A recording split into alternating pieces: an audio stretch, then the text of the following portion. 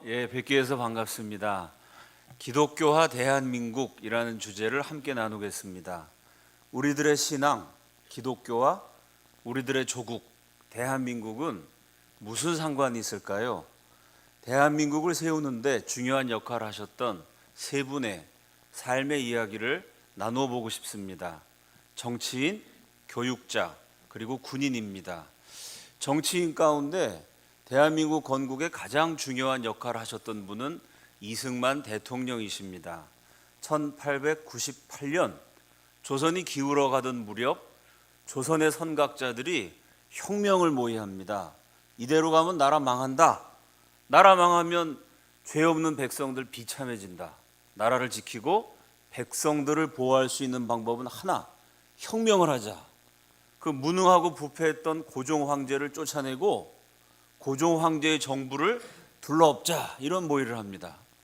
제일 문제가 되는 게, 그럼 고종 황제를 쫓아내고 누구를 임금으로 세울 거냐? 혁명가들 사이에 의견이 분분한데 한 사람이 탁월한 얘기를 합니다. 다른 사람 왕으로 세워봤자 똑같다. 더 이상 왕이 나라를 다스리던 시대는 지났다. 우리 조선도 왕이 아니라 대통령을 세워야 된다. 대통령이 정치 잘못하면 다음번 선거에 떨어뜨리고, 아무리 대통령이라도 법을 어기면 감옥에 쳐넣는 미국식 민주주의, 미국식 법치주의를 실현하자. 1898년 그 까마득한 옛날에 5000년 우리 역사상 처음으로 민주주의 혁명을 주도했던 인물이 청년입니다. 만 23살 조선 최고의 천재 이승만이었습니다. 그 임금 쫓아내려고 역적 모의하니까 그건 아주 대역죄인이죠. 이렇게 혁명 모의를 하다가 그만 고종 황제가 보낸 스파이한테 잡힙니다. 이 임금을 쫓아내려고 한 역적 이승만 사형. 23살 젊은 나이에 사형 선고를 받고 조선의 중죄수만 가두는 한성 감옥에 갇히게 됩니다. 한성 감옥에 들어가면요, 일주일 지나지 않아서 이빨이 흔들흔들 위장에 탈이 납니다. 왜냐하면 죄수한테 밥을 주는데 애초에 밥을 지을 때부터 쌀 반, 모래 반, 모래알을 씹어야 되니까 치아가 망가지고 배탈이 나는 것은 당연하죠. 감옥이 어찌나 좁은지요, 죄수 1인당 차지하는 면적이 0.23평, 가로 85cm, 세로 85cm 정도입니다. 여러분, 가로 세로가 85cm면요, 여기 앉아 계신 아무리 날씬하신 분도 누울 수 없어요. 다리를 뻗기조차 좁겠죠. 그냥 웅크리고 있어야 되는데 그냥 웅크리고 있는 게 아닙니다. 목에는 무게 10kg의 칼을 써요. 칼이 뭔지 아시죠? 널빤지 이렇게 목에다 매달아요. 수갑으로 채웁니다. 다리는 족쇄로 묶어요. 꽁꽁 묶인 채 웅크리고 있으면 머리끝부터 발끝까지 파리, 모기, 빈대, 바퀴벌레, 벼룩, 찐득이, 심지어 가끔씩 쥐가 와서 온몸을 물어 뜯어요. 벌레가 깨물면 잡아야 되는데 손이 묶여 있으니 꼼짝할 수가 없죠. 이틀만 지나도 벌레란 녀석들이 하도 많이 깨물고 피를 빨아먹어서 하얗던 옷이 빨갛게 변해요. 밤에는 고문실로 끌고 갑니다. 고문하기 전에 빨개 벗겨요. 만 23살 자존심 강한 천재 청년 이승만을 빨개 벗겨놓고 성희롱, 성추행, 성고문을 합니다. 남자의 자존심을 짓밟아 버리는 거죠. 빨개 벗긴 이승만 공중에 거꾸로 매달아 놓고요, 코에다가 고춧가루 뿌려요. 주전자로 코에 물을 들이붓습니다. 쇠붙이를 빨갛게 달궈갖고 몸을 지져요. 다리 사이에 장대를 넣어서 주리를 트는, 뼈를 으스러뜨리는 고문을 가해요. 이승만이 붓글씨 잘 썼습니다. 너 명필을 하며 손 내밀어봐. 이 손을 망치로 쳐요. 이 손이 다 부서져가지고 고문이 중단된 다음에 숟가락질, 젓가락질 다시 하는데 5년이 걸립니다. 이 손이 다 망가지니까 오므려지지 않아갖고요, 숟가락을 쥘 수가 없었던 거죠. 감옥에서 나와서 하루도 빼놓지 않고 서예 연습을 합니다. 감옥 가기 전에 붓글씨 실력을 회복하는데 무려 39년이 걸려요. 23살의 고문당해서 91세로 세상을 떠나기까지 무려 68년 동안이나 단 하루도 고문 후유증으로 몸에 통증을 느끼지 않는 날이 없었어요. 이렇게 고문당해 온몸이 다 으스러진 상태에 있다가 날짜가 되면 나와! 목을 탁 쳐서 죽이는 사형수 신세가 됩니다. 더 이상 내려갈 데가 없는 밑바닥까지 떨어졌을 때 그때 이승만에게 떠오른 책이 한 권 있었어요. 퀴즈. 무슨 책일까요? 이 퀴즈를 틀리신 국민은 한 분도 안 계세요. 우리가 역사는 약하지만 눈치는 강하죠? 목사가 교회에 와서 무슨 책일까요? 그러는데 정답은 불경이요. 설마 이러진 않겠죠? 이승만이 감옥에서 너무 힘들어가지고 마음의 위안을 찾고자 성경을 읽습니다. 그 성경을 읽다가 살아있는 예수님을 만나게 되죠. 1899년 1월 추운 겨울날 이승만, 조선의 왕족이었고 유교가 배출한 최고의 천재였던 그 청년이 기독교로 개종합니다. 이게 왜 중요한 사건이냐면요, 조선의 양반 가운데 제일 처음 예수 믿은 사람이 이승만이에요. 이승만 이전에 우리나라 예수 믿은 사람 40명, 남자는 주로 백정, 여자는 주로 기생이었어요. 이승만이 예수를 믿을 때 조선이란 나라는 희망이 없었어요. 길거리 나가면 1년 12달 365일 늘 볼 수 있는 광경. 그 당시의 역사서를 보면요, 길거리에 먹을 것이 없어 굶주림에 지쳐 쓰러진 백성들의 시체가 늘 널려 있었어요. 먹을 게 굶어 죽은 사람 시체가 조선에 잘 산다는 한양 한복판에도 널려 있는 나라. 그렇게 5천년 약속으로 이어오다가 명맥이라도 유지하다가 이제 일본한테 망해가지고 명맥마저도 끊어져 버릴 식민지 조선. 아무런 희망이 없는 조선인데 예수를 믿고 보니까 모든 희망이 사라져버린 조선 땅에 단 하나의 희망이 아직도 남아있다는 것을 청년 이승만이 깨닫게 돼요. 우리 PPT 준비됐죠? 감옥에서 쓴 책 청년 이승만 자서전 다 함께 읽어봅시다. 시작.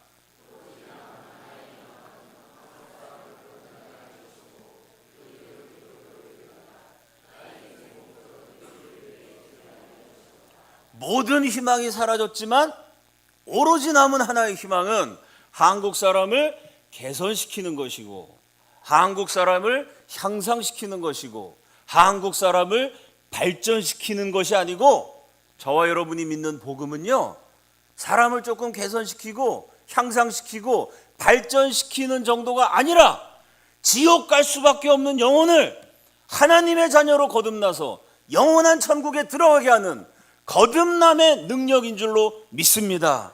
한국 사람을 예수 믿고 거듭나게 하는 것이다. 그리고 그 길은 기독교 교육이다. 이 한마디가 참 이승만의 천재성이 빛나는 장면입니다. 그 당시 이승만과 동시대 분들의 글을 보면요, 일본은 깨끗한데 조선은 더럽다, 미국은 강대국인데 조선은 약소국이다, 조선 사람이 이렇게 못났다, 이렇게 열등하니까 나라가 망하지, 대부분 그런 내용이에요. 근데 이승만은 그렇게 생각 안 했어요. 조선 사람 누구보다 우수하다, 위대한 민족을 이룰 수가 있다. 근데 왜 세계에서 제일 가난하고 꼴찌일까요? 그 이유가 뭐냐? 조선 사람이 못난 게 아니고 교육이 잘못됐다는 거예요. 어떻게 잘못됐느냐? 5천년 동안 유교 교육, 불교 교육, 도교 교육, 무당 불러다가 푸닥거리하고 귀신 숭배하는 샤머니즘 교육, 지붕에 올라가면 지붕 귀신, 부엌에 들어가면 부엌 귀신, 그 조그만 달걀 안에도 달걀 귀신, 총각이 물에 빠지면 총각 귀신, 이렇게 밤낮 우상 숭배하고 귀신 섬기다가 마음이 우준하여지고 허망하여져서 그래서 짓밟히는 약속이 될 수밖에 없었다는 거예요. 그러니까 이 우수한 민족에게 기독교 교육을 행하면, 성경을 가르치면 멸망하는 조선은 찬란한 대한민국으로 부활할 수 있다. 23살에 그걸 깨달아요. 기독교 국가를 세워야 된다. 이 우리 민족의 희망이 이승만의 소명이 됩니다. 나의 인생 목적은 이 길을 위해 준비하는 것이었다. 나중에 이분이 독재도 하시고 여러분 다 아시는 것처럼 부정선거 연루돼서 참 고난을 겪으셨습니다마는, 그러나 그 수많은 실수에도 불구하고 평생 어떻게 하면 5천년 우상숭배했던 나라를 기독교과로 바꿀 것인가, 그 한 가지 목표를 위해서 투쟁하신 것은 참 훌륭하신 업적입니다. 자, 이승만이 이렇게 감옥에서 예수를 믿고 시간 관계상 짧게 말씀드리면 기적이 일어나가지고 사형 선고받을 사람이 풀려나게 됩니다. 그래서 이제 미국 유학을 가게 되죠. 2015년 지금 5월 현재 전 세계 대학 랭킹 31위가 서울대학입니다.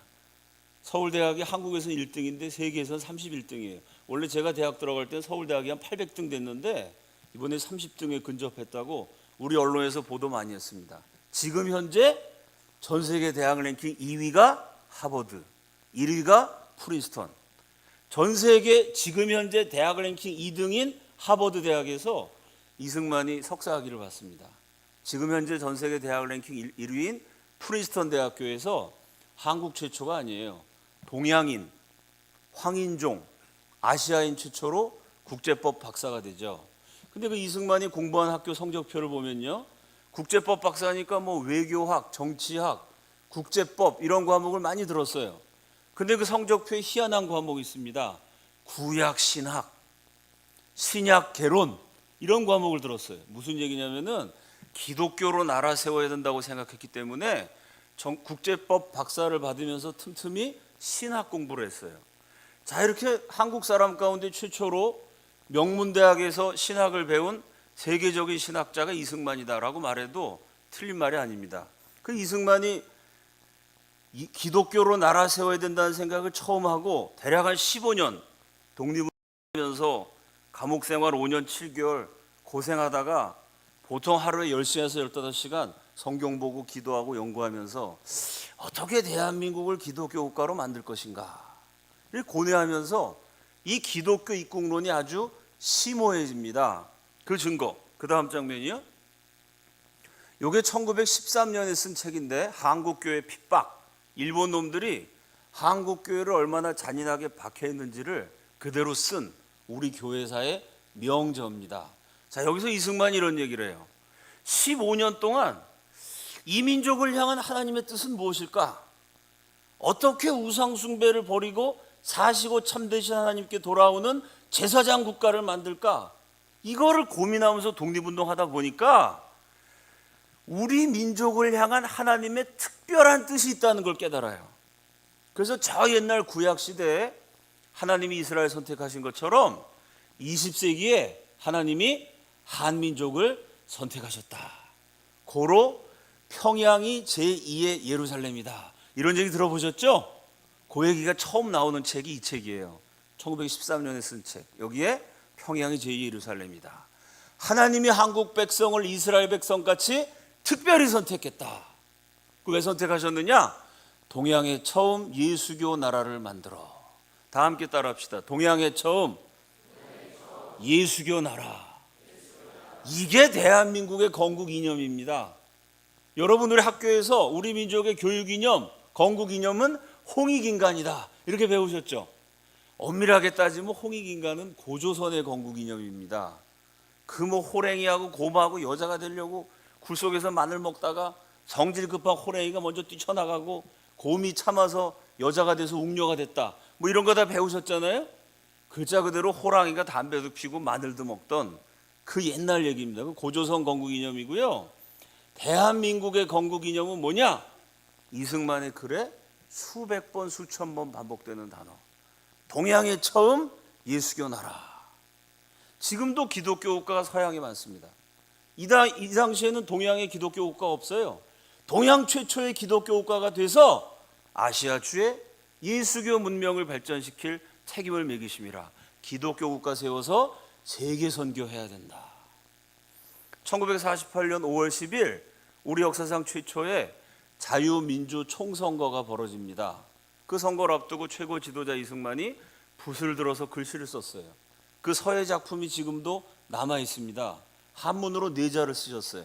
방구명신. 이게 뜻이 심오한데 한국말로 발음하면 좀 우습죠. 방구. 이게 뭐냐면 오랜 역사를 지닌 유서 깊은 민족이다. 이런 뜻이에요. 우리는 5,000년 역사 동안 고조선, 고구려 백제 신라, 가야, 통일신라, 고려, 조선 수많은 국가를 거느렸어요. 오랜 역사, 수많은 국가가 있었다. 방구, 그 다음에 명 이렇게 썼습니다. 한문으로 명자는 명령하다 할 때의 명자예요.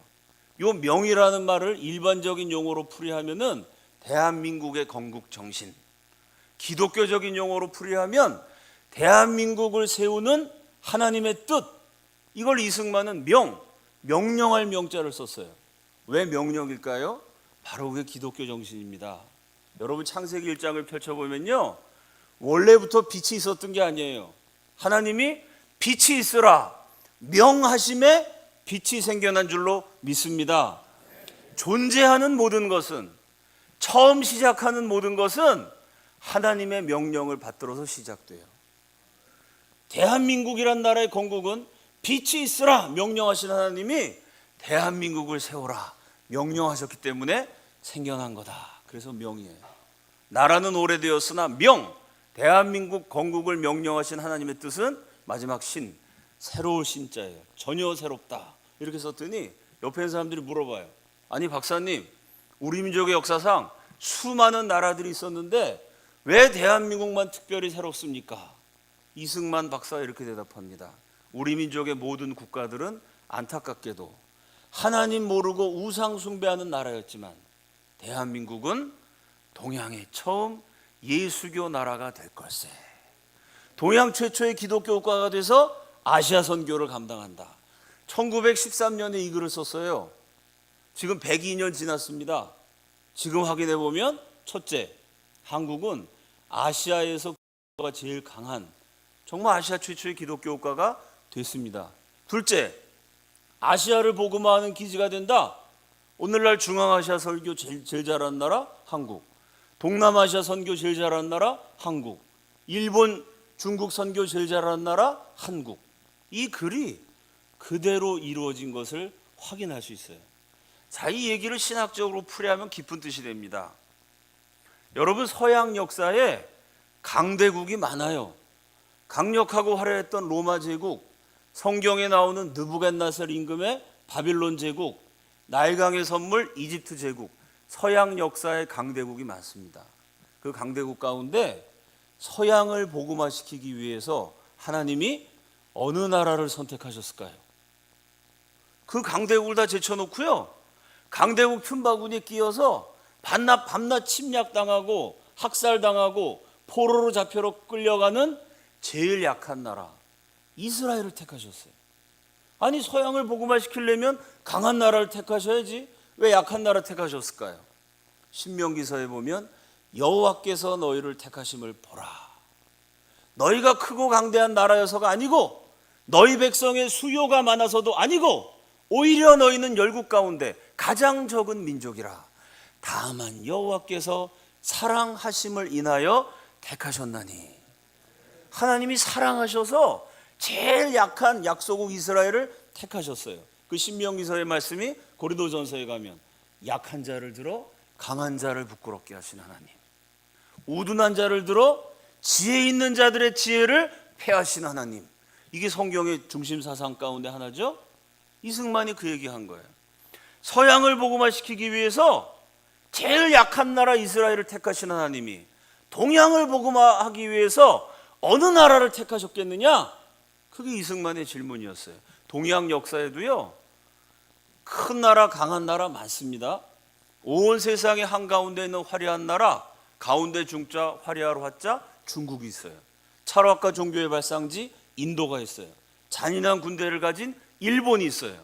그런데 하나님이 이 동양을 복음화시키기 위해서 강한 나라, 화려한 나라, 큰 나라 다 제쳐놓고 강대국 틈바구니에 끼어서 5,000년 동안 997번 침략당했던 나라, 민족이 생존하기 위해서 우리는 늘 특산품을 바쳤어요. 중국에, 러시아에, 일본에. 제일 많이 바친 게 뭘까요? 제일 많이 바친 게 뭘까요? 여자예요. 옛날부터 동아시아에서 한국 여자가 제일 이쁘고 애도 잘 키운다 그래서 하여간 주변 오랑캐들이 한국 여자들 탐을 많이 냈어요. 적을 때는 100명, 많을 때는 10만 명, 20만 명씩. 여자를 바치면서 생존해온 나라. 이 코리아를 하나님이 사랑하셔서 선택하셨다는 거예요. 이 약속의 코리아를 통해 동양이 복음화될 것이다. 식민지 시대에 그런 비전을 꿈꿨어요. 그 비전이 그대로 이루어지고 있는 것을 우리 눈으로 확인할 수 있습니다. 그 다음 장면이요. 요거는 1903년 감옥에서 쓴 글입니다. 만 28살 청년 이승만의 글인데요. 앞으로 우리가 기독교로 대한민국 세우면 이런 나라가 된다. 대한민국의 건국 청사진입니다. 그러면 나라를 이끌어가는 경륜과 지략이니까 국가경략이라고 제목을 붙여야 맞아요. 근데 대한민국에 대한 계획을 설계하면서 이승만이 쓴 글의 제목은 교회경략입니다. 이게 바로 기독교 입국론이에요. 무슨 얘기냐면은 국가가 제대로 되려면 먼저 교회가 똑바로 서야 된다는 거예요. 국민들이 교회 나와 예수 믿고 하나님 말씀 들어야 기도하는 민족이 돼야 제대로 된 나라가 되죠. 하나님 모르고 우상 숭배하는 결에게는 소망이 없다는 거예요. 아멘이시죠? 그래서 이 글의 제목이 교회 경략이에요. 우리가 앞으로 세우는 기독교 국가 대한민국 어떤 나라가 되느냐 이렇게 썼어요. 세계 각국의 대한 선교사를 파송하여 야만과 미개한 인종에게 전도할진대. 전 세계에 대한민국 선교사를 파송한다. 저 땅끝에 있는 야만인까지 전도하는 나라가 된다. 그렇게 전도 열심히 하면 어떻게 되느냐? 우리의 나중복도 크겠고. 다 함께 따라합시다. 나중복. 이승만의 글에는요, 동양에 처음 예수교 나라 나중복, 동양에 처음 예수교 나라 나중복, 이 말이 100번 반복돼요. 아니 복을 받으려면 현재 복이나 지금 복이라 그러지 왜 나중복이라 그랬을까요? 현재 복은 지지리도 없어요. 실제로 한국은 아프리카보다도 못 살았던 나라입니다. 우리가 우상 숭배해서 현재 복은 이렇게 없지만 지금이라도 예수 믿고 기도하면 우리 후손들은 나중 복을 받아 누리게 될 것이다. 우리 선조들이 그렇게 기도하셨어요. 그 믿음의 선진들이 기도하면서 꿈꾸었던 나중 복을 이 부강한 나라에서 저와 여러분이 현재 복으로 받아 누리고 있는 줄로 믿습니다. 우리의 나중 복도 크겠고 우리의 권리도 커지겠고 우리의 영광도 영국, 미국같이 드러날지라. 1903년에 이 글을 썼어요. 112년 지났습니다. 저 글이 맞았는지 틀렸는지 이제는 확인해 볼 수 있죠. 첫째, 세계 선교의 대국이 된다. 오늘날 선교사 제일 많이 파송한 나라 1등 미국, 2등이 한국인데요. 미국은 우리보다 인구가 6배나 많아요. 인구가 많으니 선교사 숫자도 많죠. 인구 비례로 따지면 압도적인 세계 1위의 대국이 대한민국입니다. 103년 전 이승만이 이 글을 쓸 때 조선 팔도에 예수 믿는 사람 100명밖에 안 됐어요. 100명이 예수 믿는 나라에서 그것도 감옥에 갇힌 무기징역 선고받은 죄수가 우리가 장차 전 세계 선교사 파송하는 제사장 국가가 된다 기도했는데 그대로 이루어졌습니다. 이렇게 선교사 파송하고 하나님께 순종하는 민족 되면 축복은 저절로 따라온다. 지금은 복이 없지만 나중 복은 클 것이다. 여러분 우리가 나중 복 받았나요? 20세기의 대한민국이 두 가지 면에서 세계 1등 했습니다. 첫째, 기독교 성장률 1위, 영적인 축복을 받았어요. 둘째, 경제 성장률 1위, 나라 세우고 65년 만에 경제 규모가 1만 5천 배 성장하는 인류 역사 7천년의 신기록으로 기네스북에 올랐습니다. 이승만이 이 글을 쓸 때는요, 우리나라 평균 수명이 37세. 끔찍하지 않습니까, 여러분? 사람이 37살밖에 못 살아요, 평균 수명이. 지금 대한민국 평균 수명은 82세. 근데 사실은 82세가 아니라 뭐 82세 돌아가신다 그러면 오래 사셨다고 생각 안 하시죠? 요새 막 100세 시대를 얘기해요. 그거 제가 어느 장로님하고 대화하는데 이런 얘기 하시더라고요. 9988124 들어보셨어요? 9988 99세까지 팔팔하게 사시다가 12 하루 이틀 앓고 4 그 다음에 천국 간다. 근데 최근에 장로님 다시 뵀더니 그 업그레이드 버전이 나왔대요. 이게 바뀌었대요. 9988124가 9988123 이렇게 바뀌었대요. 그거 뭡니까? 여쭤봤더니요. 99세까지 팔팔하게 살다가 12 하루 이틀 앓고 3일 만에 부활하사 100살을 채운다. 지금 이런 나라가 됐습니다. 나중 복을 받을 것이고 마지막에 우리가 예수 믿으면 영국, 미국처럼 빛날지라. 세계 꼴찌 조선이 영국, 미국만큼 잘 살게 된다는 거예요. 그거는 여러 가지 면에서 볼 때 영국, 미국이 한국보다 선진국입니다만 막상 가서 살아보면요, 한국이 더 잘 산다는 느낌이 들어요. 저도 미국에서 5년 살다 왔는데 이건 뭐 사람마다 의견이 다르겠지만 미국, 영국 살다 오신 분한테 한번 물어보면요, 최소한 절반 이상은 한국처럼 돈 펑펑 쓰는 나라가 없습니다. 한국이 제일 잘 삽니다. 아마 그렇게 얘기할 것 같아요. 실제로 우리 한국이 요새 경제가 어렵긴 합니다만 그래도 우리가 압도적으로 1등하는 거 있죠? 돈이 너무 많아가지고 돈이 주체가 안 돼가지고요, 돈 쓸 데가 없어서 여자분들이 멀쩡한 얼굴을 밀어요. 이렇게 그냥 다시 다 조립하죠. 성형수술 세계 1등, 성형수술 비용, 화장하는 비용 세계 1등, 옷 사입는 비용 세계 1등. 어떤 분이 이런 얘기를 하시더라고요. 나를 낳아주신 분은 부모님이신데 나를 만들어 주신 분은 성형외과 원장님이래요. 얼굴 다 새로 만들어 갖고. 지금부터 112년 전에 그 멸망하는 식민지의 끝자락에서 감옥에 갇힌 청년이 우리 민족이 살 길은 기독교다, 예수 믿으면 나중 복은 기가 막히게 받게 될 것이다, 전 세계 선교사 파송하는 대국이 된다 꿈꾸고 기도했는데 하나님이 그 꿈을 들어주시고 기도에 응답해 주셨어요. 기도하면 들으시는 줄로 믿습니다. 자, 제가 정치인 한 분 얘기했고요. 두 번째는 교육자입니다. 그 다음 장면이요. 감옥에서 같이 감옥에 갇혀 있었던 죄수들을 다 전도합니다. 이때 나라가 망하고 있었기 때문에 멸망하는 조선을 지키기 위해 투쟁했던 애국자들이 감옥에 많이 갇혀 있었어요. 우리 민족의 최고 지도자 40명이 감옥에 있다가 이승만의 전도를 받아 기독교로 집단 개종합니다. 이게 엄청난 사건이에요. 한 나라의 애국자, 엘리트, 최고 지도자가, 나라가 망하고 있으니까요, 그 나라가 흥할 때는 최고 지도자들이 궁궐에 들어가 있어야죠. 근데 궁궐에는 친청파, 친일파, 친러파가 득실어요. 그 강대국에 맞서서 조선의 자주와 독립을 지키기 위해서 투쟁하던 분들이 어쩔 수 없이 감옥에 갔어요.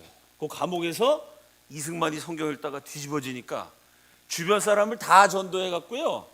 이건 세계 역사상 참 드문 일입니다. 한 국가의 최고 지도자, 애국자, 엘리트 40명이 기독교로 집단 개종해요. 그 이승만의 전도를 받은 한성감옥 죄수들이 감옥에서 예배드리고 나오면서 찍은 기념사진입니다.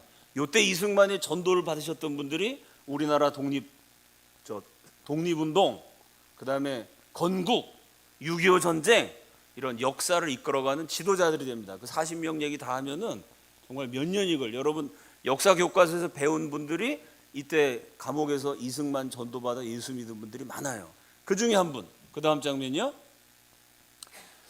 예수 안 믿는 분들, 믿는 분들 막론하고 일제시대를 거치는 동안에 우리 민족의 쟁쟁한 인물을 제일 많이 길러낸 최고의 스승이 누구냐? 그 지난주가 스승의 날이었잖아요, 그죠? 우리 결의의 스승, 아주 위대한 인물을 제일 많이 길러낸 교육자가 누구냐 그러면은 아마 이분을 많이 꼽을 거예요. 조선의 거인 월남 이상제 선생입니다. 이상제 선생이 감옥에서 이승만을 만나요. 조선의 기성세대 가운데 최고의 천재 이상제 49세, 젊은 세대 가운데 최고의 천재 이승만 24세, 신구세대 천재가 감옥에서 만났는데 만나기만 하면 싸워요. 왜 싸우냐면 이승만은 선생님, 통일신라 고려 불교 1000년 해봤는데 망했습니다. 조선 유교 500년 해봤는데 망하기 직전입니다. 우리가 살 길은 기독교입니다.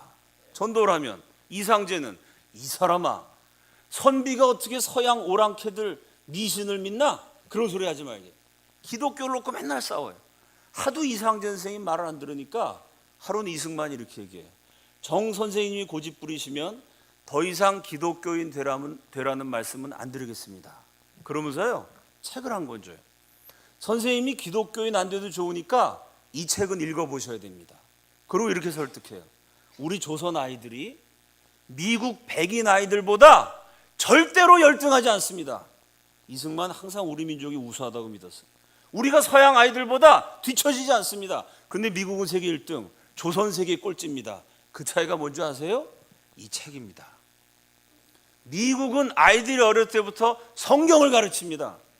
조선은 아이들이 어렸을 때부터 귀신을 가르칩니다. 선생님 교육자니까 생각해 보십시오. 아이들에게 성경 교육, 기독교 교육 하는 나라마다, 성경을 가르치는 나라마다 다 발전했습니다. 그러니 선생님 기독교인 안 돼도 좋으니까 이 책은 읽으셔야 됩니다. 그리고 이상전 선생한테 성경을 줘요. 그 이상전 선생이 그 말 들어보니까 말이 되죠? 감옥에서 뭐 심심해서 별로 할 일도 없어요. 그 이 양반이 심심해서 성경을 읽다가 성령의 은혜로 뒤집어져요. 환상을 보고 신비 체험을 하고 기독교인이 돼요. 기독교인이 되고 성경을 읽으면서 무릎을 쳐요. 왜? 이상제가 조선 최고의 선비였거든요. 지금 조선이 멸망하고 있으니까 멸망하는 이 나라를 어떻게 지킬 것인가. 6.25 경전, 사서, 삼경, 공자, 맹자, 중국 역사, 일본 역사, 한국 역사 아무리 연구해봐도 이 조선 최고의 지식인이 멸망하는 나라를 살릴 수 있는 길이 없어요.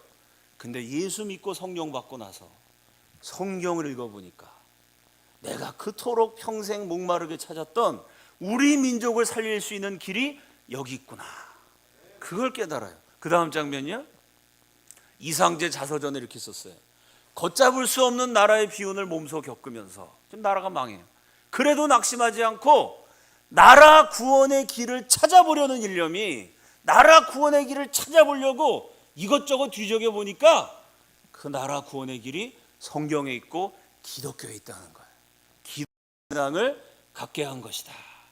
결국 이상제도 이승만하고 똑같이 기독교 입국론자가 돼요. 이 민족은 기독교로만 살 수 있다. 이분이 감옥에서 나와가지고요, 동료 대감마님들 찾아다니면서 전도했어요. 그러나 유교의 뿌리 깊은 조선 선비들이 기독교를 배척해요. 이상제 선생님이 고민하면서 기도하다가 할 수 없다. 기성세대가 예수를 부인하면 자라는 세대, 젊은 세대라도 예수를 알아야 이 민족에게 희망이 있다. 청년이 살아야 민족이 산다. 이 꿈을 가지고요, 그 당시 59세, 그때는 60 환갑잔치를 동네에서 다 같이 했어요. 한 동네에 60까지 사시는 분이 한 분, 두 분밖에 안 계실 때입니다. 이 59세 된 할아버지가요, 지금으로 치면 중학생, 고등학생, 14살, 15살, 그때는 청년이었어요. 이 청년 찾아가가지고 같이 제기차기 하고 놀고, 이 양반이 채신머리 없이요, 장기 두고 댄스도 배우고. 왜 그랬을까요? 젊은이들 하나라도 전도해야, 거기 예수가 박혀야 이 민족이 살 길이 있으니까요. 청년들 전도하기 위해서 이상제 선생이 세운 단체. 그 다음 장면이요, 황성기독청년회. 이게 오늘날의 YMCA가 돼요. 이상제 선생은 조선 최고의 권력자, 조선 최고의 지식인 플러스 예수 믿은 다음에는 성자가 돼요. 이분이 감옥에서 나오자마자 제일 먼저 뭘 하시냐면요, 대감마님이니까 땅도 넓고 그 집안에 그 노비들이 많았어요. 하인, 하녀, 마당새, 돌쇠, 부엌대기, 계집종, 그 집안에 있는 종, 남자 여자들을요, 이 양반이 안방으로 다 들어오라 그래요. 그래서 아랫목에 하인 하녀들을 쫙 앉히고 갑자기 대감마님이요, 이 상놈들한테 절을 해요. 그러니까 상놈들이 이게 꿈이야 생시야, 왜 양반이 나한테 절을 하지? 그 마당새한테 이렇게 해요. 보통 양반들이 이놈 마당새야 이렇게 불러야 되는데요, 이상제 대감이 마당새한테 형제님 이렇게 불러요. 마당새가 기절해요. 내가 어떻게 양반하고 형제가 되지? 족보가 이상해지던데. 계집종한테 자매님, 그 눈물을 흘리면서 사과해요. 하나님이 형제님 자매님과 나를 평등하게 창조하셨는데 내가 하나님 말씀 모르고 공자님 말씀만 알아가지고 그동안 양반이라고, 여러분 상놈이라고 차별한 내 죄를 용서해 주십시오. 이게 진짜 기독교입니다. 아멘이시죠? 이 하나님 말씀대로 실천을 하셨어요. 말로만 한 게 아니에요. 이 대감마님이 자기 집에 땅 소유를 다 처분해. 그래서 마당새, 돌쇠, 부엌대기, 계집종에게 골고루 재산을 나눠주고 그 천민들을, 상놈들을 신분을 해방시켜서 사람 대접을 해줬어요. 실력도 최고, 인격도 최고, 신앙도 최고. 조선 팔도에 내놓으라는 청년들이요, 지금 한국 청년들이 명문대학 가고 싶어하는 것처럼 내가 이상제 선생 밑에 가서 배워야 되겠다. 이 인재들이 이상제 선생 휘하에 몰려들어요. 그 인재를 가리킨 이상제 선생 기록을 보면 이렇게 말씀하셨어요. 조선의 청년들이 너무나 불쌍하다. 내가 청년 시절에는 사람에 비유하면 병 걸려 피를 토하며 죽어가는 환자 같은 조국이었지만 내게는 조국이 있었다. 이상재 선생이 젊은 시절에는 비록 약한 나라, 멸망으로 치닫는 나라였지만요, 조선이란 나라가 엄연히 있었어요. 근데 지금 조선이 망했어요. 세계 지도를 펼쳐봐라. 너희 조국은 없다. 세계 지도를 펼치면 우리나라 지도 위에 재팬, 코리아가 아니라 재팬, 일본이라고 써 있어요. 세계 지도를 펼쳐봐라. 너희 조국은 없다. 그러나 너의 신앙 속에 조국이 살아있으면, 너의 기도 속에 조국이 살아있으면 언젠가 하나님의 때에 이 지도 위에도 너의 조국이 찬란하게 부활할 것이다. 이렇게 가르쳐. 이 기도 속에, 내 정신 속에, 조선인의 혼과 얼 속에, 하나님을 향한 신앙 속에 조국이 살아있으면 언젠가 하나님이 지도 위에도 나라를 살려주신다는 거예요. 이런 가르침으로 20년 기라성 같은 인물을 길러냅니다. 1919년이 딱 됐어요. 1919년 뭔가 감이 오시죠? 이상재 선생이 20년간 길러온 제자들에게 오직 하나님의 말씀을 따라. 뭐를 따라요? 이게 중요한 대목입니다, 여러분. 제가 정말 몇 년 동안 연구한 걸 지금 1분 만에 요약하는 거예요. 오직 하나님의 말씀을 따라 조선의 자유를 세계에 선포하자. 이러면서 이상재 선생이 주동이 돼갖고 이상재 선생이 길러낸 인재들이 앞장서서 거사를 일으킵니다. 그 다음 그게 3.1운동이에요. 여러분, 이승만이 감옥에서 예수 믿은 게 1899년, 양반 가운데 딱 한 명이었어요. 그리고 정확하게 20년 후에 3.1운동이 일어났어요. 이 3.1운동 때는요, 기독교가 많이 전파가 돼갖고요, 전 국민 가운데 기독교인이 0.3%, 그전에는 2천만 명의 이승만 하나. 3.1운동 때는 1,000명이 길을 가면 그중에 교회 다니는 사람이 3명 있었어요. 그런데 기독교인은 0.3%까지, 퍼센테이지는 작지만 나름대로 늘어났지만 중요한 건 뭐냐, 이 3.1운동 때는요, 기독교인들이 우리 민족의 지도자가 돼요. 역사의 주인공이 됩니다. 그거를 분명하게 보여주는 사건이 3.1운동이에요. 왜 그러냐? 전 국민 가운데 기독교인은 0.3%, 3.1운동의 주동자로 3.1운동 열심히 하다가 감옥에 갇힌 우리 민족 지도자들 가운데는 무려 87%가 기독교인이었어요. 0.3%지만 전 국민 가운데는 독립운동하다가 깜빵까지 갇힌 중요한 지도자 가운데는 87%가 기독교인이에요. 이때부터 기독교가 우리 민족을 이끌어가는 지도자들의 종교가 됩니다. 첫째, 정치인 이승만. 둘째, 교육자 이상재 말씀을 드렸어요. 셋째는 군인 손원일입니다. 그 다음 장면이요, 독립운동가 집안에서 나셨고요, 우리나라는 삼면이 바다기 때문에 바다로 뻗어가야 되는데 이 좁은 땅덩어리에서 농사만 짓다가 나라 망했다. 그래서 대한민국 건국하면 바다로 나가서 세계에 수출하는 나라 돼야 된다. 이 꿈을 가지고 손원일 제독이 젊은 시절에 1930년, 그때는 조선에 대학도 없었고 조선의 항해학을 가르쳐준 데가 없었어요. 저 중국 상하이 대학, 상하이 중앙대학 항해학과를 졸업하시고 독일계 상선 회사에 취직해요. 그래서 아시아인으로서는 굉장히 높은 지위까지 올라갑니다. 평생 잘 먹고 잘 사실 수 있었는데 해방을 맞이하자마자 사표를 내고 한국에 돌아와요. 이승만 박사를 찾아갑니다. 이제 대한민국은 5,000년 농사만 짓던 나라에서 바다로 뻗어나가는, 수출하는 무역국가가 돼야 됩니다. 바다로 가려면 먼저 해군이 있어야 됩니다. 해군을 만들어야 됩니다. 얘기를 해요. 이승만 박사가. 자네 말이 다 맞네. 근데 지금 나라에 돈이 없어서 육군도 못 만드는데 해군을 어떻게 만드나? 자네가 한번 해보게. 대한민국 건국사가 재밌는 게요, 군대를 나라가 만든 게 아니라 개인이 만들었어요. 손원일 제독이 서울 시내에다가 방을 붙여요. 조국을 사랑하는 젊은이여 바다로 가자. 그 방을 보고 26명의 젊은이가 모여들어서 대한민국 해군을 창설해요. 해군 훈련을 어디서 했냐면 동대문 운동장에서 했어요. 해군의 운동장에서 했을까요? 배가 없었어요. 전함이, 고기 잡는 배는 있었지만요, 대포 쏠 수 있는 전함이 단 한 척도 없었어요. 그 운동장에서 훈련하다가 더 이상 안 되겠다. 1949년 6월 이 손원일 제독님이 함정 건조기금 거출위원회.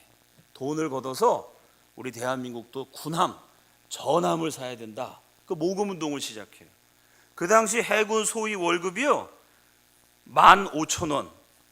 지금 시세로 조사해 보니까요 그 당시 15,000원이면 4인 가족 기준으로 해서 한 달 생활비는 택도 없고요, 한 달 식비도 택도 없고요, 일주일 식비도 안 되고요, 일주일 쌀값만, 반찬값은 빼고 일주일 쌀값이 그 당시 해군 소위 월급이었어요. 한 달.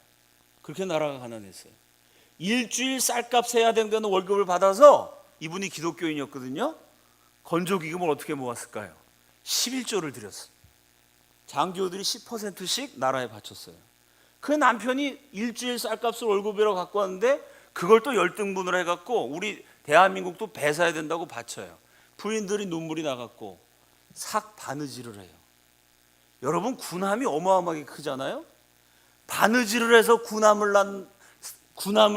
어떻게 사겠습니까? 아니 바느질을 해서 군함을 산 나라가 있을까요? 있어요. 대한민국입니다. 부인들이 바느질을 해요. 그 남편 부인들이 밤새 하루 12시간 13시간 바느질하고 빨래를 해요. 손이 퉁퉁 버요. 남편들이 그거 보니까 또 눈시울 뜨거워지죠. 어차피 해군 훈련 가봐야 배가 없으니까 동대문 운동장에서 그냥 작대기 하나 들고 노전 훈련이나 하지 뭐 할 게 없어요. 우리나라 해군이 뭐 했냐면요 넉마주의 했어요. 폐지 주스러 다니고 고철 주스러 다니고 10개월을 모아요. 그 사연이 알려지니까 국민들이 마음이 짠해지잖아요. 야, 그 월급도 없는데 우리 해군이 쓰레기 주스러 댕긴다, 재활용품 모금한다, 우리도 성금 내자. 국민들이 막 성금을 내요. 그 성금 낸 액수가 얼마냐면 지금 기준으로 치면 100원, 200원. 아니 국민들이 낼려면 좀 10% 10,000원짜리를 내지 왜 100원, 200원 냈을까요? 그 당시 우리나라 건국됐을 때 전 국민 가운데 하루 밥 3끼 굶지 않고 먹을 수 있는 사람이 20%가 안 됐어요. 여기 연세 드신 분들 아마 어렸을 때 진짜 없어서 못 드셔보신 분이 있을 거예요. 맛이 없어서 못 먹는 거 말고요. 진짜 없어서 못 먹던 시절이 있었습니다. 국민들이 100원, 200원 밥을 굶어가면서 돈을 모아가지고요 배 한 척을 사느라고 전 국민이 1년 동안 모금을 해요. 그거로 배를 샀는데 문제가 있습니다. 이 배가 뜨지를 않아요. 왜 안 뜰까요? 제값 주고 제대로 된 배를 살 수가 없어서 2차 세계대전 때 미군이 쓰다가 버린 고철 덩어리 배를 원래 정가의 30분의 1도 안 되는 가격에 사요. 그 배는 뜨지 않아 가지고요 저 뉴욕주에 있는 조선소에 수리하라고 맡겨놓은데 그거를 사요. 그 배가 뜨지 않으니까 그걸 미국 사람한테 수리 맡겼다간 돈이 더 많이 들잖아요. 오늘 청년 번신 예배인데 대한민국 청년 장교들 15명이 미국에 가갖고 2달 동안 그 배가 뜨도록 수리를 해요. 2달 걸렸어요. 15명이. 그럼 청년 장교가 미국에 출장을 갔는데 잠을 어디서 잤을까요? 출장비가 없으니까 하루 종일 배를 두들기고 고치다가 거기 쓰러져 자요. 배에서 자요. 밥은 어떻게 먹었을까요? 아니 나라에 무슨 돈이 있다고 그 출장 뭐 식비를 대주겠어요? 남자들끼리 미국 식료품점 가가지고 배추 사다가 고춧가루 비스무리한 거 사다가 그 배 위에서 김치 담가 먹으면서 2달 동안 배에서 먹고 자면서 2달을 고쳐요. 그래서 드디어 대한민국 제1호 함정. 그 다음 장면이요. 요게 백두산함입니다. 요 배가 대한민국 제1호 함정이에요. 그 당시 미국에는 9만 톤짜리 항공모함이 있었어요. 대한민국 최초의 전함, 요 백두산함은 미국이 갖고 있는 거대한 함정의 딱 200분의 1, 450톤짜리 100명 정도 실을 수 있는 요 배가 2달 동안 수리를 마치고 대한민국에 딱 들어온 날이 1950년 4월. 그리고 2달 있다가 6.25 전쟁이 터져요. 그 6.25 때 대한민국은 해군이 있었어요. 전함이 한 척 있었어요. 이 손원일 제독의 부인이 홍은혜 여사입니다. 지난 3월 달에 이승만 박사 탄신 140주년 기념 예배 제가 설교하러 갔는데 그 홍은혜 여사가 오셨어요. 지금 연세가 99세인가 100세인가 그래요. 그 홍은혜 여사한테 손원일 제독하고 같이 사시면서 제일 기억에 남는 게 뭡니까? 여쭤보면요 6월 25일 새벽 전쟁이 났어요. 그 소식을 듣고 손원일 제독이 제일 먼저 뭐 했을까요? 새벽에 제일 먼저 예배를 드렸어요. 잠자는 애들 다 깨우고 부인 깨우고 공산군이 쳐들어왔습니다. 싸우러 나가야 됩니다. 가정 예배를 마지막이 될지도 모르는 예배를 드리면서 손원일 제독이 이렇게 기도하세요. 삼가 이 목숨을 나라와 민족을 위해서 바치겠습니다. 저는 죽어도 좋으니 이 나라는 지켜주옵소서. 기도하고 싸우러 나가셨어요. 그때 대한민국의 유일한 함정 백두산함이 맡았던 첫 번째 임무가 뭐냐면요, 6.25 전쟁은 김일성이 일으켰지만 그 전쟁 계획은 소련 최고의 명장 주가초프가 짜줬습니다. 주가초프는 2차 세계대전 때 독일군을 괴멸시킨 세계적인 명장이죠. 그 전쟁하자마자 3일 만에 우리 국방력 전체 병력의 30%가 괴멸돼 버려요. 왜? 워낙 북한군이 치밀한 계획 갖고 치고 옵니다. 육지로 기습 공격하면서 동해안으로 저 정동진 앞에서 북한이 보유하고 있었던 최정예 함정 1000톤급 소련 배에 운전을 누가 했냐면 북한 장교가 한 게 아니라 2차 세계대전 때 수없이 승리를 거둔 역전의 용사 소련 최고 훈련받은 장교가 직접 그 배로 운전했어요. 소련 사람들이 소련 배, 제일 좋은 배, 소련 기술자가 배로 운반하면서 이 인민군 1000명 완전 무장한 특공대가 부산 상륙 작전을 감행했어요. 그럼 육지로는 쳐내려오고 바다로는 부산을 딱 점령해. 그럼 대한민국은 협공을 다 동안에 되죠. 그 백두산함이 우리나라 함정이 하나밖에 없으니까 그 1000톤급 중무장한 북한 특전사 요원을 싣고 부산으로 가는 배를 백두산함이 딱 막아선 거예요. 부산 앞바다에서 전투가 벌어져요. 백두산함이 포탄을 20발을 연속 쐈어요. 왜냐하면 이 북한 배는 안 싸우려고 그러죠. 북한군이 탄 소련 배에 비하면 이 백두산함은 반토막도 안 되는 장난감이거든요. 쟤네랑 총 쏠 시간 없다. 우리는 빨리 부산에 상륙해갖고 이 대한민국을 무너뜨려야 된다. 전쟁 안 하고 부산으로 가려고 그러는데 백두산이 막아가지고 20발이나 대포를 쐈어요. 맞았을까요? 안 맞았을까요? 한 방도 안 맞았어요. 왜 한 방도 안 맞았을까요? 그때 우리나라 해군이 대포를 처음 쏴봤어요. 백두산함에 대포탄을 1000발을 실을 수 있는데 100발밖에 안 실었어요. 왜? 돈이 없어가지고. 배는 어떻게 1년 모금해가지고 고물 뜨지도 않는 배를 하나 샀는데 포탄까지 살 돈이 없어갖고 100발 사놓고 포탄을 이렇게 제겨 넣는 연습만 했어요. 여러분 육지에서 총을 쏴도 맞추기 어려운데 바다는 파도 때문에 왔다 갔다 하잖아요. 이걸 20발을 쏴도 맞을 수가 없죠. 이 소련 배에는 대포가 몇 개씩 있고 기관총도 몇 개씩 있고 제대로 됐어요. 백두산함은 대포가 딱 하나예요. 그러니까 전쟁하는데 100명이 싸웠는데 실제로 전쟁하는 사람은 3명밖에 안 돼. 포탄 나르는 사람, 끼우는 사람, 쏘는 사람. 나머지는 할 일이 없어요. 대포가 없으니까. 옆에서 뭐냐면 잘한다. 월드컵 응원하듯이 전쟁을 했어요. 20발을 쐈는데 다 빗나가. 김용남 함장이 결단을 내립니다. 저 상륙을 막지 못하면 대한민국은 없다. 최대한 다가가라. 목숨을 걸고 이 반토막밖에 안 되는 배가요, 큰 배한테 전속력으로 다가가요. 만약 소련 배가 이때 방향을 봐서 대포를 쐈으면 침몰됐죠. 가까이 전속력으로 다가가고 500m 앞에까지 딱 가요. 죽으면 죽는다는 심정으로. 소련 배가 보니까 저놈이 다가오거든요. 저놈들이 죽으려고 환장했네. 무시하고 가는데 소련군이 놀라는 순간 백두산함이 그 500m 바로 앞에까지 딱 가가지고 포탄을 한 방 쐈는데 소련 배의 정 가운데 한복판을 관통했어요. 그 한 방 때문에 소련 배가 침몰해가지고 그 배에 탄 부산 상륙작전 북한 최정예 1000여 명이 거기서 몰살당하게 돼요. 이게 6.25 전쟁 최초의 승전보 대한해협 해전입니다. 이 대한해협 해전에 대해서 역사학자들이 비슷한 얘기했는데 대표적인 견해 미국 역사학자 노만 존슨이 이렇게 얘기했어요. 백두산함의 대한해협 해전은 6.25 전쟁의 승패를 가른 중요한 분수령이었다. 요 전투 한 번에 6.25 전쟁 전체의 승패가 갈렸어요. 왜? 여러분 이때 만약 부산이 인민군한테 넘어갔으면 어떻게 됐을까요? 미국이 UN 16개국 군대 이끌고 와도요 상륙을 못하잖아. 부산이 인민군한테 넘어갔으면. 그죠? 전 세계 68개국이 6.25 때 구호물자 보내줬는데 구호물자 싣고 온 배가 부산이 저한테 넘어갔으면 항구가 없으니까 내릴 수가 없어요. 이때 부산을 지켰기 때문에 그 부산으로 유엔 16개국이 오고 전 세계 구호물자가 와서 대한민국이 살아났어요. 저 장난감처럼 바느질 해가지고 삭발레에서 만든 배가 나라를 구했어요. 그 다음에 저 백두산함이 대한해협해전만이 아닙니다. 인천 상륙작전 때도 앞장서고요. 앞장설 수밖에 없죠. 배가 한 척밖에 없으니까. 통영 상륙작전에도 앞장서고요.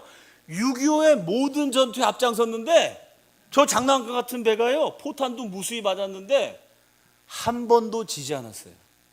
침몰되지도 않았어요. 저 장난감 같은 배가 신기한 배예요. 6.25 전쟁 불패의 신화를 남깁니다. 결국 나중에 너무 오래돼갖고 해체가 됐지 절대 침몰되지 않은 배.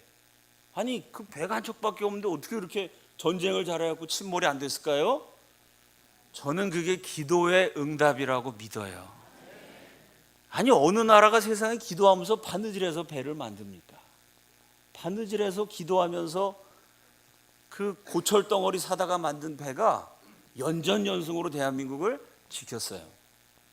홍은혜 여사가 이제 100살이 되시니까 이게 역사의 중요한 증인이신데 연세가 너무 많잖아요. 그 이분한테 역사 기록을 남기려고 작년인가 재작년인가 조선일보에서 인터뷰 기사를 막 대문짝만하게 실었어요.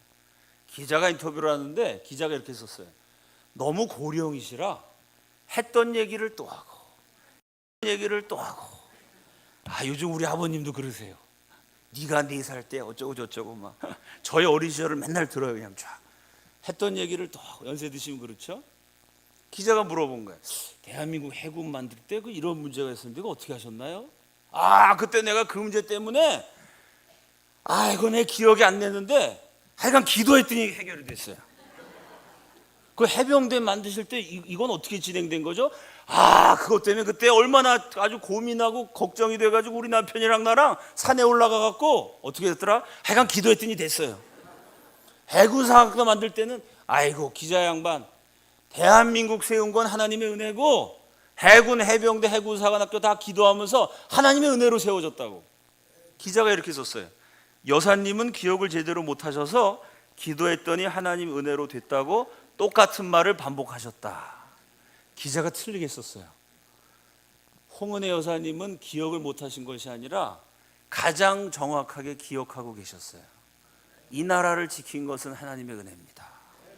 제가 시간 관계상 저한테 50분 시간을 주셔서 3분 말씀만 드렸습니다마는 교육자, 목회자, 이 땅에서 처음 기업을 세우신 분들, 학교를 세우신 분, 병원을 세우신 분, 그 삶의 궤적을 추적해 보면요 공통적인 고백이 있어요. 정치인 이승만 오로지 남은 하나의 희망, 동양의 처음 예수교 나라, 교육자 이상재 나라 구원의 길, 군인이었던 손양원 홍은혜 여사 오직 하나님의 은혜로 기도 응답으로 나라 세우고 군대 만들었습니다. 군인이든 교육자든 정치인이든 분야는 달랐어요. 또 그분들 나름대로 잘못하신 것도 있고 실수도 있습니다. 인간이 어떻게 완벽할 수가 있겠어요? 그런데 그분들 안에는 공통적인 고백이 있었어요. 기독교라는 게 뭐냐? 나 혼자 예수 믿고 나 혼자 복 받아서 나 혼자 잘 먹고 잘 사는 거라고 그분들이 생각했으면 오늘날 대한민국이라는 나라는 없었겠죠. 저나 여러분이나 아프리카 수준의 비참함을 벗어나지 못했겠죠. 그분들이 생각한 기독교는 뭐냐면 예수 믿고 세상에 나가서 빛이 되는 거, 세상에 나가서 소금이 되는 거. 이러한 백성은 복이 있나니 여호와를 자기 하나님으로 삼는 백성은 복이 있도다. 기독교 신앙으로 나라를 개혁하고 역사를 바로잡고 나 혼자만 잘 먹고 잘 사는 것이 아니라 이 대한민국이라는 멋진 나라를 기독교 정신으로 만드는 거, 더 많은 국민들을 구원하고 더 많은 백성들을 편안하게 행복하게 만들어주는 거. 그분들은 저와 여러분이 믿는 것보다 큰 기독교를 믿으셨던 것 같아요. 넓은 신앙을 가지셨던 것 같아요. 그 한국 현대사는 간단합니다, 여러분. 제가 어렸을 때는 시골 교회 가도요, 저녁 예배 시작하면 다 함께 기도하심으로 예배 시작하겠습니다. 첫째, 나라와 민족을 위해서. 둘째, 남북 통일을 위해서. 제가 고등학교 때까지만 해도 대한민국 거의 모든 교회 나라와 민족을 위해서 매일 기도했습니다. 기억들 많이 하시죠? 대한민국 역사는 간단해요. 이게 안 될 것 같은데, 망해도 벌써 망해야 되는데 공산화 돼도 10번 100번 공산화 될 수 있는 수많은 위기가 있었어요. 근데 성도들이 기도하니까, 열심히 기도하는 동안은 안 되는 것 같다가도 되고, 경제도 막 계속 일어나고, 세계 1등 경제 성장률, 세계 5대 공업국가, 7대 무역국가, 세계 신기록을 막 쏟아냈어요. 언제? 기도할 때. 근데 기도를 안 하니까 교회는 점점 약해지고, 무슨 러브호텔, 단란주점, 룸사롱 이런 것만 자꾸 많아지고요. 그나마 기도가 점점 줄어들지만 기도하시는 분들이 있죠. 뭘 위해서 기도하죠? 우리 아들 서울대 가게 하여 주옵소서, 우리 딸 좋은 데 시집 가게 하여 주옵소서. 자, 여러분, 부모님들이 자식 위해서 기도하시는 거, 아예 목사인 제가 그걸 왜 이해를 못하겠어요. 다 좋은 기도예요. 한번 생각해 봅시다. 연세대학교 올해 졸업식에서 연세대학교 학생들이 플랜카드 걸었어요. 연세대 졸업하면 뭐하나? 취직이 안 되는데. 서울대 졸업생 취직률이 64%. 여러분 보세요. 내 자녀 위해서 열심히 기도했더니 걔가 공부 잘해가지고 연세대, 서울대, 하버드 좋은 대학 갔어요. 근데 내가 나라 위해서 기도 안 했더니요, 나라는 점점 기울었어요. 근데 우리 똑똑한 아들이 졸업하고 취직하려니까 취직이 안 돼. 왜 그러죠? 나라가 기우니까. 여기 앉아 계신 분들, 옛날 한국 경제가 팡팡 돌아갈 때는요, 대학 안 나와도 취직 잘 됐어요. 취직 꼭 하던 시절이 있었습니다. 대한민국에도. 대학 졸업장 있으면 좋은 데 갔고, 대학 졸업장 없어도 괜찮은 데 갈 수 있었어요. 왜? 나라 경제가 잘 돌아가니까 일자리가 많아요.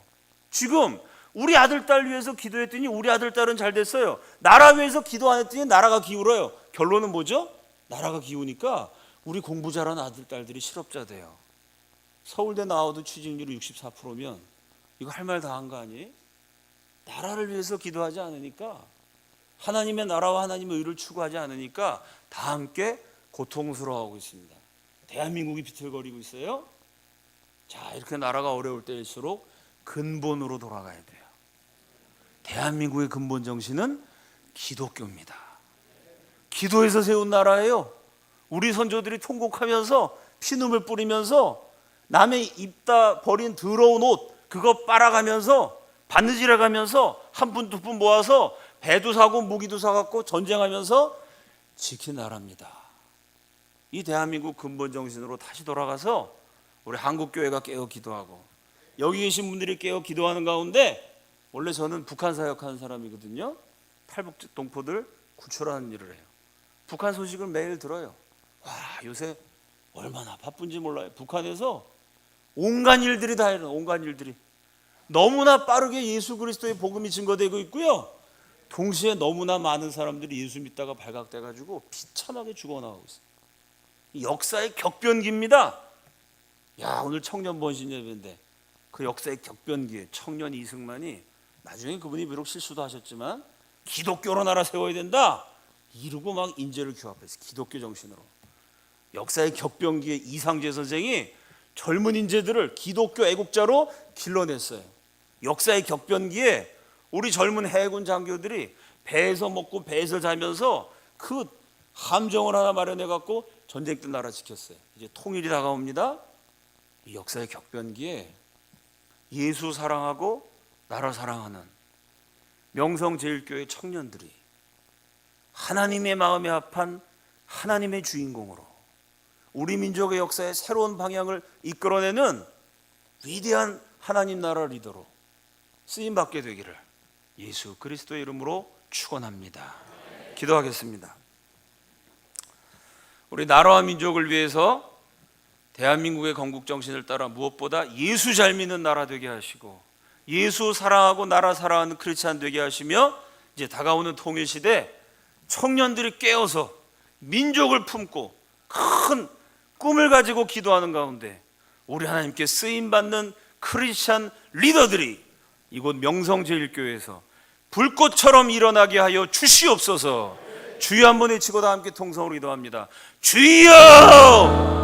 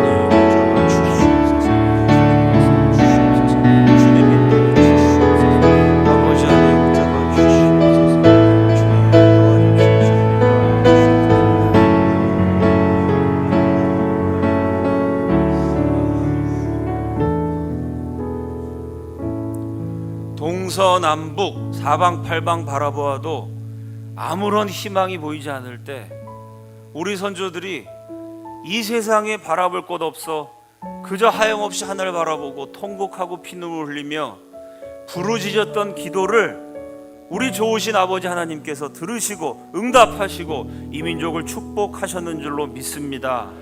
그 신앙과 정신을 이어받아 나라와 민족을 위하여 기도를 쉬는 죄를 결단코 범치 말게 하여 주시옵소서. 오늘 헌신 예배를 드리는 명성제일교회 새벽 이슬 같은 청년들을 예수 그리스도의 이름으로 축복합니다. 예수 사랑, 나라 사랑의 정신으로 그 뜨거운 젊음으로 이 시대 하나님 앞에 놀랍게 쓰임받는 통일한국의 영적인 리더들 되게 하여 주시옵소서. 존귀하신 예수님 이름으로 기도드립니다.